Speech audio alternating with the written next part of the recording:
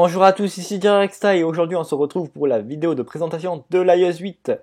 Donc il a été présenté le 2 juin à la WWDC.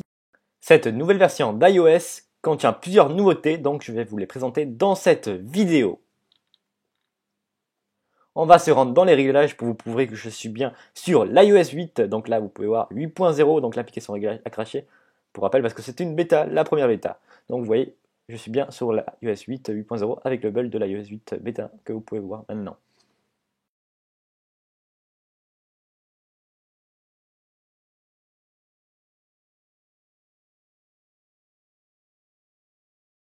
Voici Health, l'application qui permet de gérer votre santé. Donc là, elle marche pas très bien dans cette première bêta. Moi, par exemple, j'ai pas mes statistiques d'activité. Donc là, vous pouvez voir tout ce qui est fitness. Après, c'est en anglais, donc je comprends pas tout. Là, vous pouvez mettre vos heures de sommeil et voir si vos heures de sommeil sont bonnes. Donc là, vous pouvez mettre vos données médicales. Donc, vous pouvez mettre votre prénom, là, votre mère, un contact d'urgence, votre date d'anniversaire, votre type de sang, si vous êtes donneur d'organes, votre poids, votre taille et la couleur de vos yeux.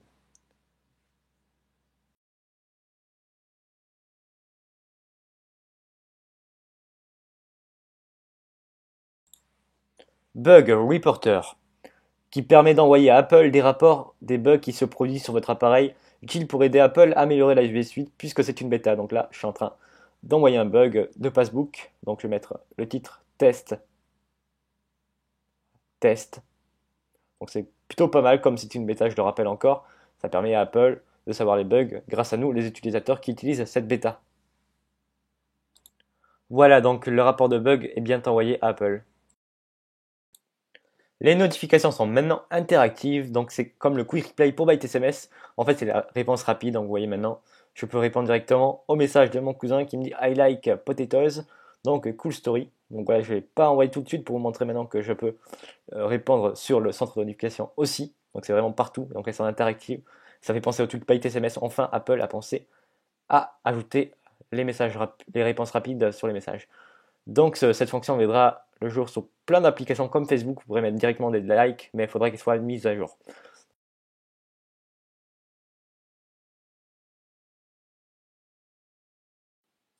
Une nouveauté sur le multitâche qui va vous permettre de voir tous vos contacts récents que vous venez de contacter et même les favoris. Donc là, vous voyez les favoris et les récents. Par exemple, si je tape sur un de mes contacts, je peux l'appeler, même lui envoyer un message et faire un FaceTime audio. Et pour fermer les applications et utiliser le multitâche, c'est exactement la même chose que sur iOS 7, ça n'a pas changé.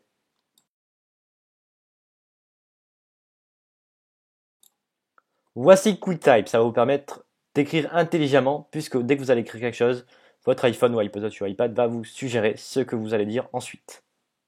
Comme vous pouvez voir, salut, comment ça va? Tu fais quoi? Voilà. Là, je dis totalement des choses au hasard, mais voilà, vous voyez, ça marche plutôt très bien. Donc ça marchera pour tout type de conversation. C'est vraiment très cool. Maintenant, sur l'application Message, je peux parler directement et dire Salut, comment vas-tu? Et si vous voulez pas comme ça, il va le recevoir avec ma voix. Donc pour ne pas l'envoyer, sélectionnez la croix et pour l'envoyer, sélectionnez la flèche. On peut aussi envoyer une vidéo rapidement de nous. Voilà, donc là, je peux enregistrer, faire n'importe quoi et je l'envoie avec la flèche ou je ne l'envoie pas avec la croix.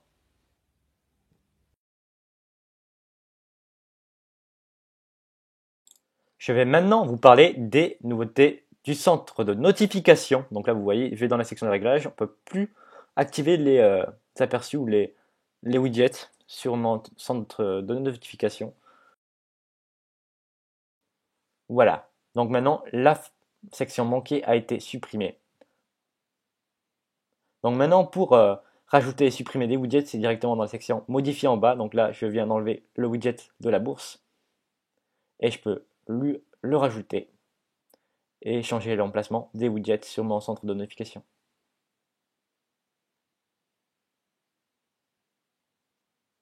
Et le centre de notification marche toujours sur le lock screen, comme vous pouvez voir. Avec iOS 8, on peut maintenant échanger des fichiers via AirDrop depuis un Mac ou vers un Mac avec notre iPhone, iPod Touch et iPad. Donc, il faut aussi que votre Mac soit sur macOS X 10.10 Yosemite. Donc là, vous voyez, j'ai mon iPhone 5 et je lui ai envoyé une musique. Donc, j'ai fait accepter avec mon iPhone 5. Voilà, donc le transfert commence comme vous voyez sur mon Mac. Il est terminé et une fenêtre va vous permettre de l'ouvrir avec des applications qui sont compatibles avec le fichier que vous venez de vous envoyer via votre Mac. Donc là, moi, je donne là au manager qui va vous permettre de l'ouvrir. Donc, une fois que je l'ouvre, vous voyez que j'ai bien la musique que je viens de m'envoyer avec mon Mac et j'arrive à la lire. Donc voilà, je vous conseille d'installer ce genre d'application si vous voulez changer le fichier via votre Mac sur votre iPhone ou iPod Touch ou iPad. Maintenant, avec l'iOS 8, vous pouvez maintenant envoyer des messages, des SMS via votre iPad. Ça va utiliser le numéro de votre iPhone, comme ça avec iCloud, ça va directement le reconnaître sur votre iPad, ou même via macOS X 10.10 Yosemite, comme vous pouvez le voir avec la photo qui s'affiche à l'écran. Je vais maintenant vous montrer les nouveautés pour Siri. Donc là, je mets en charge mon iPhone puisqu'il y a une nouveauté qui vous permet d'activer Siri avec la voix, mais il faut que votre iPhone ou iPod Touch ou iPad soit en mode charge. Donc il faut dire dis Siri et votre Siri va s'activer comme je viens de vous le montrer maintenant.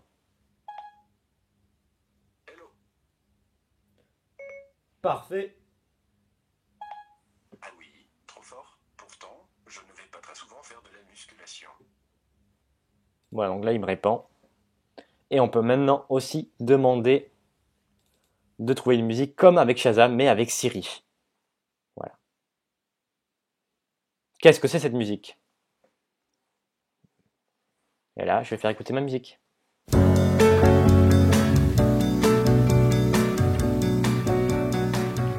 Et là, il vient de trouver la musique que je viens de lui faire écouter. C'était Aretha Franklin, Say a Little Prayer.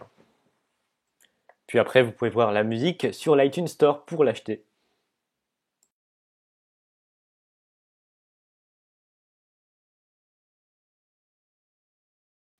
Maintenant, sur l'application photo, quelques fonctions sont ajoutées. Et aussi, vous pouvez voir que le menu pour copier tout ça a changé de design. Donc maintenant, je peux aller dans Autre et changer l'ordre des actions sur l'application photo. Donc vous voyez, copier. Et puis dans le même ordre, maintenant il est dernier. Et je vais leur faire remonter en premier. Et ça marche.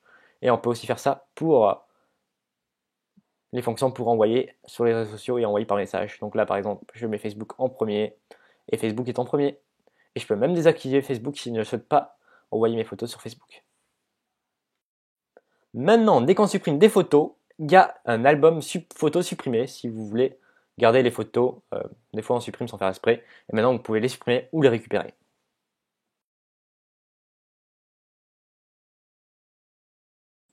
Les nouveautés pour l'application appareil photo. Maintenant, vous avez un retardateur en haut. Donc, on va activer le retardateur. 3 secondes ou 10 secondes. Moi, je vais commencer avec 3 secondes. Donc, on va prendre cette canette de Mountain Dew en photo. Voilà, je prends. Donc, vous voyez, ça affiche les secondes sur votre écran. C'est vraiment très classe. Et maintenant, on va tester les 10 secondes. Je vais un peu zoomer. Et voilà, franchement, c'est bien fait. Franchement, c'est cool, les secondes comme ça qui s'affichent. Voilà. Et vous voyez, le flash s'active en même temps des secondes. Ce qui donne plutôt un effet sympa. Vous pouvez maintenant faire des timelapses avec iOS 8. Et nouveauté aussi sur iOS 8, maintenant vous pouvez gérer la luminosité de votre photo. Vous voyez, il y a le soleil, donc là ça vous permet de régler la luminosité. Mais maintenant, je vais vous montrer une timelapse que mon cousin a réalisée avec mon iPhone sur iOS 8. Donc voilà ce que c'est une timelapse. From this wider perspective, so much of what we do to each other, must have the rest of creation shaking their heads in disbelief. Feel it. An economic system so sane, the more successful it is in its own terms, the quicker it destroys the planet.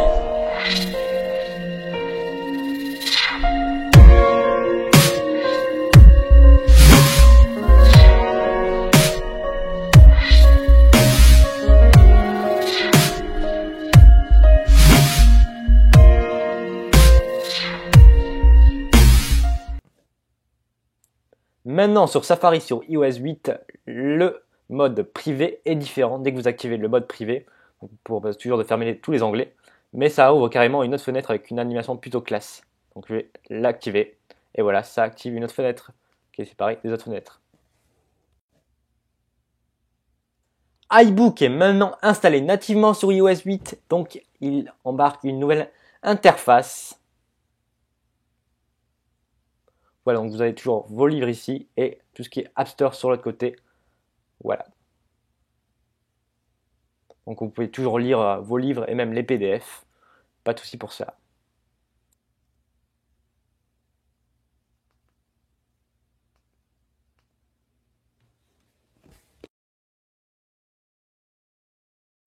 Maintenant, avec iOS 8, il y a Family Sharing, ce qui veut dire partage de famille. Donc maintenant, vous allez pouvoir partager une application avec 5 autres comptes de votre famille, ce qui est plutôt cool. Et même si votre enfant, par exemple, si vous êtes des parents, achète une application et qu'il est relié avec votre compte étant votre enfant, il va devoir vous demander l'autorisation. Donc c'est plutôt une très bonne idée parce qu'Apple a pas mal eu de problèmes d'achat que des enfants ont fait sans l'autorisation de leurs parents. Donc c'est plutôt un truc cool.